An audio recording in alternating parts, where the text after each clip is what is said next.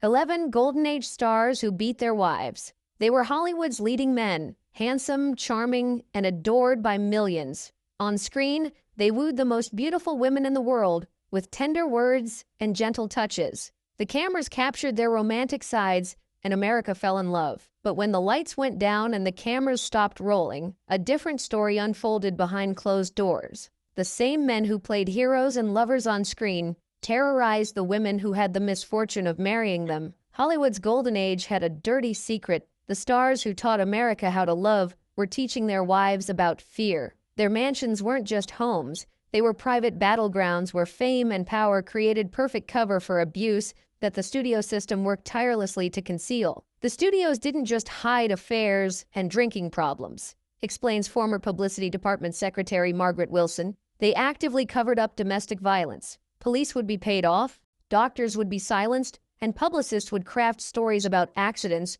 when wives showed up with bruises or broken bones. Today, we're pulling back the curtain on 11 of Hollywood's most beloved male stars who lived double lives, charming the public while terrorizing their wives. These aren't just stories of bad marriages or occasional arguments. They're accounts of systematic abuse, protected by a powerful industry that valued box office numbers over women's safety. The truth behind these Hollywood marriages reveals not just individual cruelty, but an entire system built to protect abusers while silencing victims. In an era before Me Too, before social media, and before domestic violence was widely understood, these women suffered in silence, while the men who hurt them continued being celebrated as icons of American manhood. Get ready for the Hollywood history they never wanted you to know.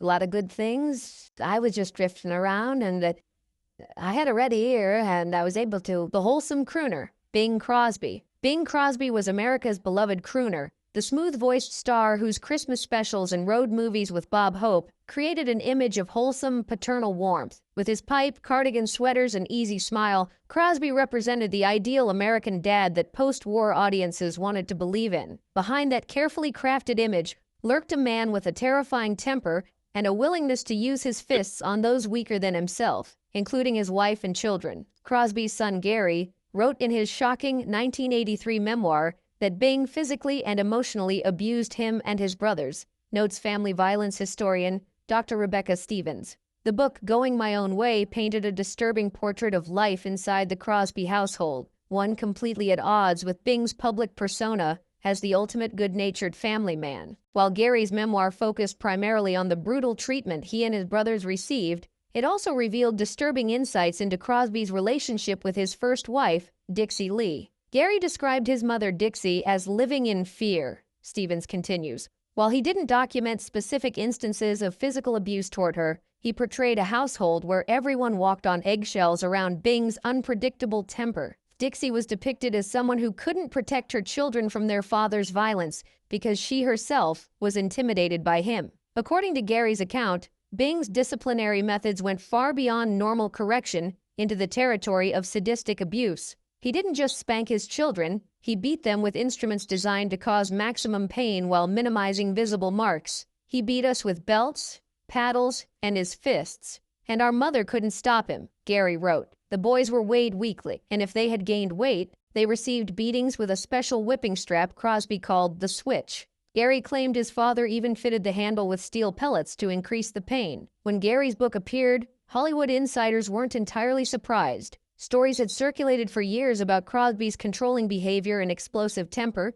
but the studio system had successfully maintained his public image as the gentle, wise patriarch. Paramount Pictures had too much invested in Crosby's wholesome persona to allow rumors of domestic violence to tarnish their valuable property. Dixie Lee, who died of ovarian cancer in 1952, never publicly spoke about her marriage. Like many women of her generation, she maintained silence about domestic problems, particularly given the enormous public adoration for her husband and the studio's interest in protecting his image. After Gary's book was published, a family division emerged. Two of Gary's brothers, Philip and Dennis, supported his account, confirming that their father had indeed been physically abusive throughout their childhood. The fourth brother, Lindsay, didn't directly confirm the abuse allegations, but struggled throughout his life with depression and alcohol abuse, eventually dying by suicide in 1989. Dennis would also later die by suicide. These tragic outcomes lend credibility to claims that the Crosby household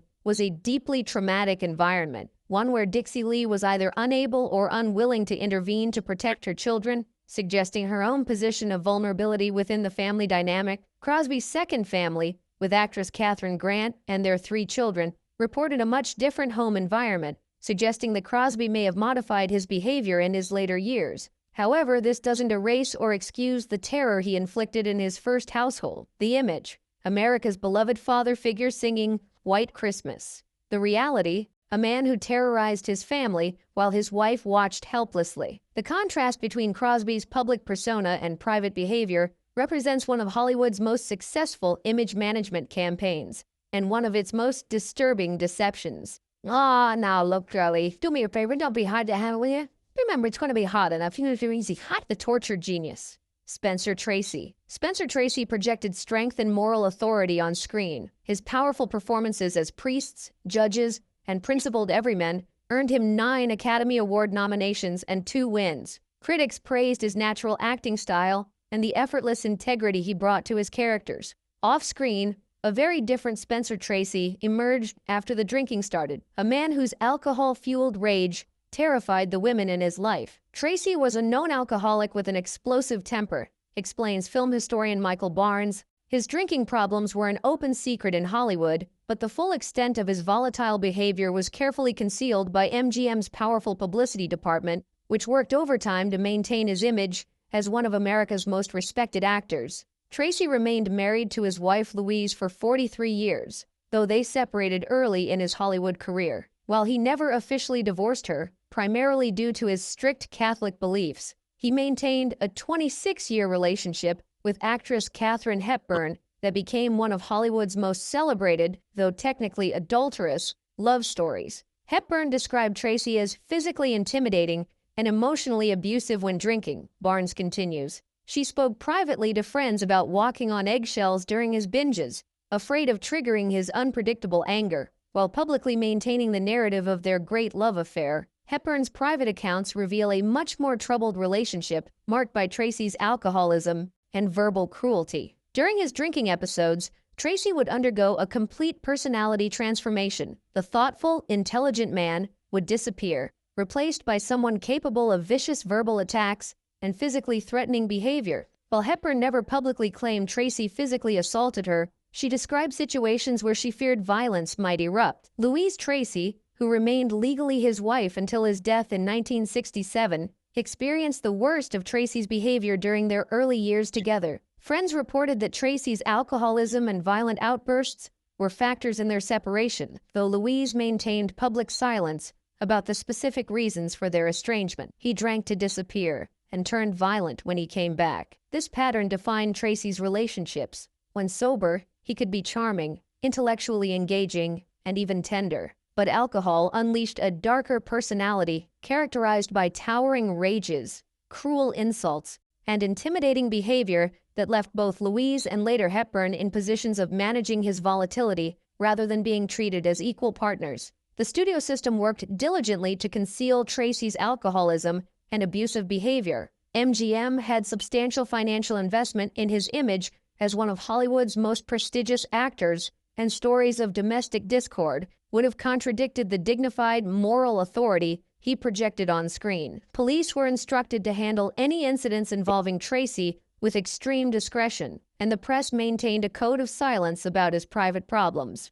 Tracy's story illustrates how completely Hollywood could separate public image from private reality, creating a beloved screen presence from a man whose actual behavior caused significant suffering to those closest to him. His acting legacy remains extraordinary, but the human cost of his untreated alcoholism and abusive tendencies represents the dark shadow behind his professional achievements. The image: the dignified, principled everyman of American cinema. The reality: an alcoholic whose drinking unleashed a monster that terrified the women who loved him. I was constant to feed them. I had a bucket of fish by my side, and the sea, talking to this sea, feeding it between the shores. The deadly charmer, Rex Harrison. Rex Harrison epitomized